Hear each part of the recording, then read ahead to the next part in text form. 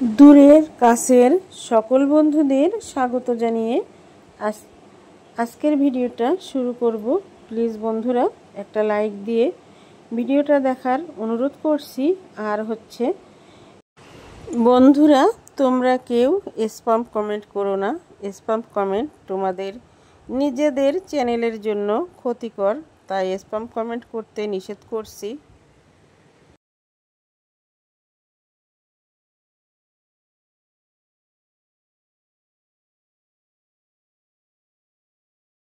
আসসালামু আলাইকুম বন্ধুরা, চলে এলাম আরেকটি ভিডিও নিয়ে। তো আজকে আমার ভিডিওতে থাকছে, আজকে দুপুরের জন্য আমি বেগুন ভাজি করব আর মাংস রান্না করব। তার জন্য দেখো বন্ধুরা, আমি সব কিছু রেডি করে নিলাম। এখানে বেগুন কেটে হলুদ লবণ মরিচ মেখে নিছি, আর মশলা তো সব রেডি করা আছে। তো এইখানে আগে আমি দেখো বেগুনটা ভাজার জন্য চুলায় কড়াই দিয়ে দিলাম, আর কড়াইতে পরিমাণ মতো তেল দিয়ে বেগুনগুলো দিয়ে দিলাম। তো বেগুন ভাজা করতে গেলে কিন্তু অল্প তেলে করা যায় না, তাহলে কিন্তু বেগুন ভাজা খেতে টেস্ট হয় না। বেগুন ভাজা একটু বেশি তেলেই করতে হয়। আর এদিকে দেখো, আমি ওদিকে বেগুন ভাজা চড়াই দিয়ে তারপরে এদিকে আমি মাংস রান্না করার জন্য চুলায় কড়াই চাপাই দিছি। আর কড়াইতে তেল দিয়ে এলাচ দিয়ে দিলাম, দিয়ে দেব দারচিনি তেজপাতা, এগুলো দিয়ে বেশ কিছুক্ষণ একটু নেড়ে চেড়ে তারপরে এর ভিতরে আমি দেখো কিছু গোলমরিচ দিয়ে দিলাম, আর দিয়ে দিচ্ছি আমার প্রয়োজন মতো পেঁয়াজ। তো এই পেঁয়াজগুলো দিয়ে একটু বাদামি করে ভেজে নেব। চলো তাহলে ওদিকে আমার বেগুন ভাজা কত দূর হলো সেটা দেখে আসি। দেখো, আমি বেগুন ভাজাগুলো তুলে নিচ্ছি। এই প্রথম যে বেগুনগুলো দিছিলাম সেগুলো কিন্তু হয়ে গেছে। তো এখন আমি একে একে তুলে নিচ্ছি। দেখো কত সুন্দর কালার আসছে বেগুন ভাজাতে। তো দেখো, বেগুনে আমি যেটুকু তেল দিছিলাম অনেকটা তেলই কিন্তু এখানে রয়ে গেছে। এই তেলে আমার বাকি বেগুনগুলো ভাজা হবে, তারপরে আমার পেঁয়াজ মরিচ এগুলো ভাজা হবে।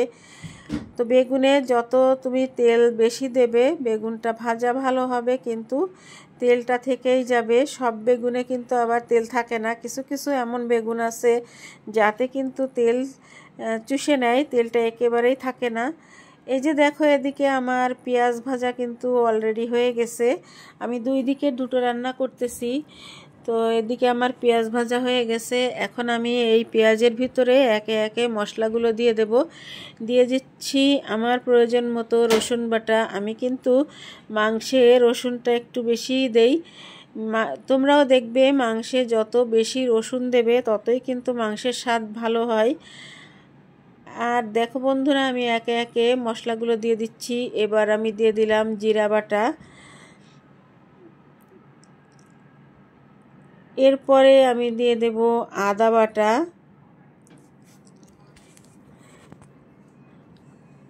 তো এইটা ছিল গরুর মাংস। গরুর মাংসে কিন্তু আদা আর জিরা এই দুইটাই বেশি লাগে।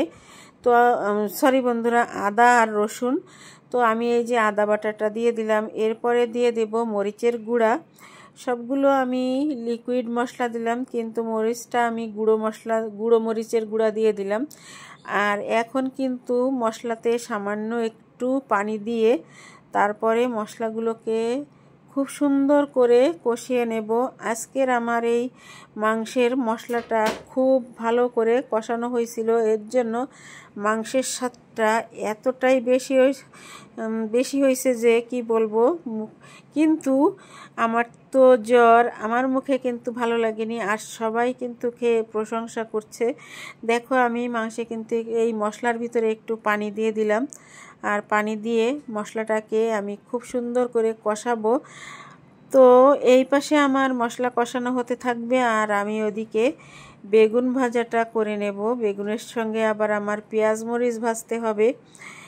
তো দেখো, আমার কিন্তু মশলা খুব ভালো করে কষানো হয়ে গেছে। তোমরা দেখলেই বুঝতে পারবে যে মশলাটা কত সুন্দর কষানো হয়েছে। এইবারে কিন্তু আমি এখানে মাংস অ্যাড করে দেব।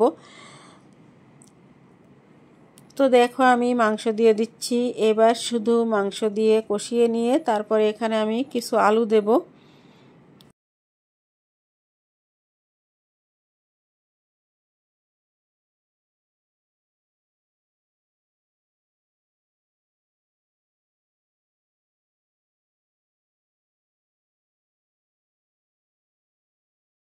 বন্ধুরা, আমার কিন্তু সম্পূর্ণ মাংসটা দেওয়া হয়ে গেল, আর এখনও কিন্তু আমি হলুদ আর লবণটা দেইনি। তো এখন আমি এই যে দেখো হলুদ আর লবণটা দিয়ে দেব।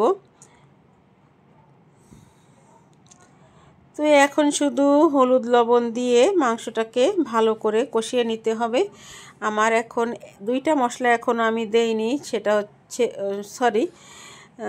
লবঙ্গটা এখন আমি দেইনি, গোলমরিচটা কিন্তু দিছি। গোলমরিচ আস্ত আমি গোলমরিচ এখানে দিয়ে দিছি, আর দেব একটু বেটে।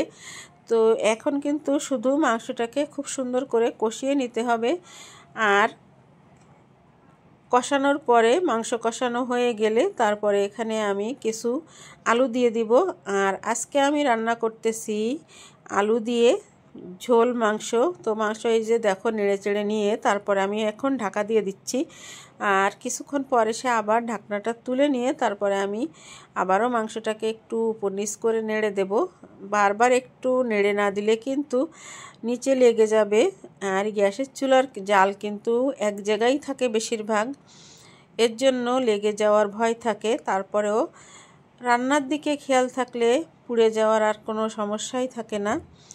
তো রান্না করতে গেলে মনোযোগ দিয়েই রান্নাটা করতে হয়। রান্না যদি মনোযোগ দিয়ে না করা হয় তাহলে কিন্তু রান্নাটা নষ্ট হয়ে যায়। এখন আমি আবার ঢেকে দিলাম। তো আবার এই যে দেখো মাংসটা একেবারে তেল বেরিয়ে আসছে। তো আমার মাংস কষানো কিন্তু হয়ে গেছে। এখন আমি আলু দিয়ে আবারও মাংসটাকে কিছুক্ষণ কষিয়ে নেব। তারপর এখানে আমি দিয়ে দেব ঝোলের জন্য পানি। তো দেখো বন্ধুরা, আমি আলু দিয়ে ভালো করে মাংসটাকে আবারও কষিয়ে নিচ্ছি। তোমরা আমার সঙ্গে থাকো আর দেখতে থাকো আমি কিভাবে রান্নাবাড়া করি। রান্নাটা কিন্তু আমি মনোযোগ দিয়ে করার চেষ্টা করি, কিন্তু আমার শরীরের সমস্যা, এর জন্য আমি বেশিক্ষণ রান্নাঘরে থাকতে পারি না। এই যে আবারও আমি কিন্তু ঢাকা দিয়ে চুলা আঁচটা কমিয়ে দিয়ে তারপরে রেখে যাব। আবার এই যে দেখো কিছুক্ষণ পর এসে আমি আবারও নেড়ে চেড়ে মিশিয়ে দিচ্ছি। বন্ধুরা, আমার আলু দিয়ে মাংস কষানো কিন্তু হয়ে গেল। এখন আমি দিয়ে দিচ্ছি পরিমাণ মতো ঝোলের জন্য পানি। ঝোলের পানিটা দিয়ে আবারও একটু নেড়ে চেড়ে মিশিয়ে নিয়ে তারপরে কিন্তু আবারও আমি ঢাকা দিয়ে দেব।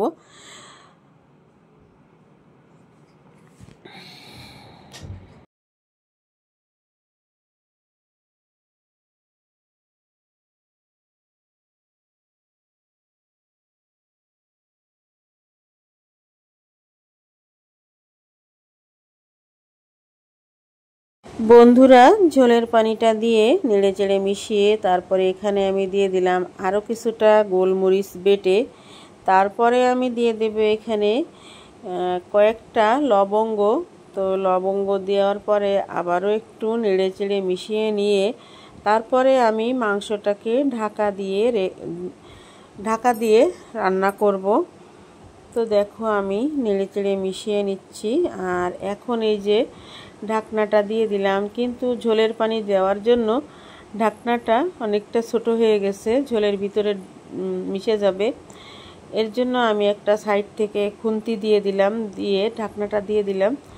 আর কিছুক্ষণ পর এসে দেখো ঢাকনাটা তুলে নিলাম। সেই ঝোলটা কিন্তু জাল হতে হতে অনেকটাই কমে গেছে, আর তরকারির কালারটাও কিন্তু চেঞ্জ হয়ে গেছে। দেখো আলুটা কিন্তু আরও কিছুটা সিদ্ধ হবে, তার জন্য আবারও কিন্তু ঢাকা দিয়ে দিব। ঢাকা দিয়ে আবারও কিছুটা জাল করতে হবে। তো দেখো প্রায় মাংস রান্না করতে কিন্তু অনেকটাই সময় লাগে, প্রায় 20 মিনিট পর এসে আমি আবারও ঢাকনাটা তুলে নিলাম। আর দেখো এখন কিন্তু মাংসটা আলু সিদ্ধ হয়ে গেছে, মাংসটাও হয়ে গেছে, আর একটু ঝোল ঝোল আছে। এরকমই আমি ঝোল ঝোল রেখে মাংসটা রান্না করব। আর এই যে দেখো এখন আমি চুলার জালটা বন্ধ করে দিলাম। আর কিছুক্ষণ পর এসে তোমাদেরকে আমার আজকের মাংসের ফাইনাল লুকটা দেখালাম। দেখো আজকের আলু দিয়ে গরুর মাংসের ফাইনাল লুক, অসাধারণ একটা লুক আসছে। এরপরে আমরা চলে গেলাম লাঞ্চ করতে। তো এখানে দেখো আমাদের আজকের দুপুরের মেনু, বেগুন ভাজা, পেঁয়াজ মরিচ ভাজা, আর হচ্ছে মাংস, আগের দিনের তরকারি।